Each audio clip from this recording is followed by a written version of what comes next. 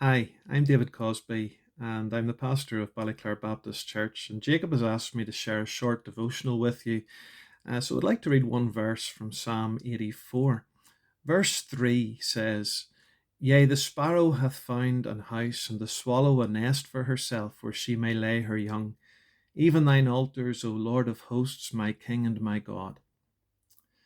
Now, it can be easy for us to dismiss this verse as poetic license. After all, Psalms is a poetic book. But God has a purpose in everything he does and in everything that he has inspired. And the context helps us to understand this verse a bit better.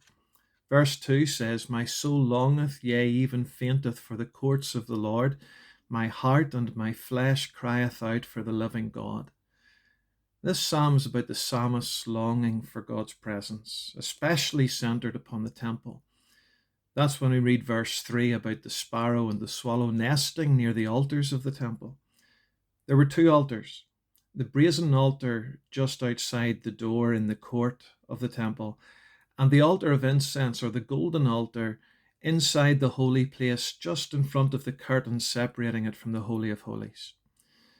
Now, here's the good part. Only the priests were allowed in the holy place, and only to fulfill their duties. They didn't stay there, and no other Israelite was allowed in at all. The priests and the Levites worked in the court where the brazen altar was, but they lived off site.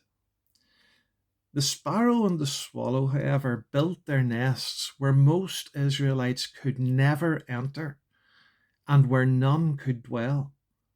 Picture the priest coming into the holy place, and he's going to change the showbread or top up the oil in the candlestick or add incense onto the altar.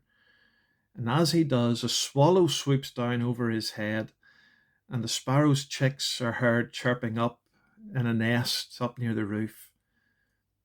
And God, whose glory is present just on the other side of the curtain, is happy for them to be there, dwelling in his presence, dwelling in a place where most Israelites could never go.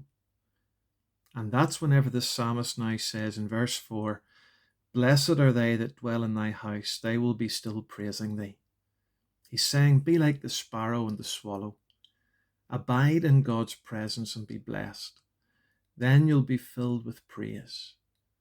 Life is tough and the world is scary and trials are all too common. But when we're abiding like these birds in the presence of God, we can still be filled with praise.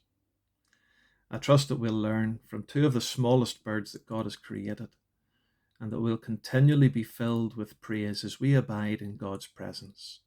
I trust that that thought will bless your heart today.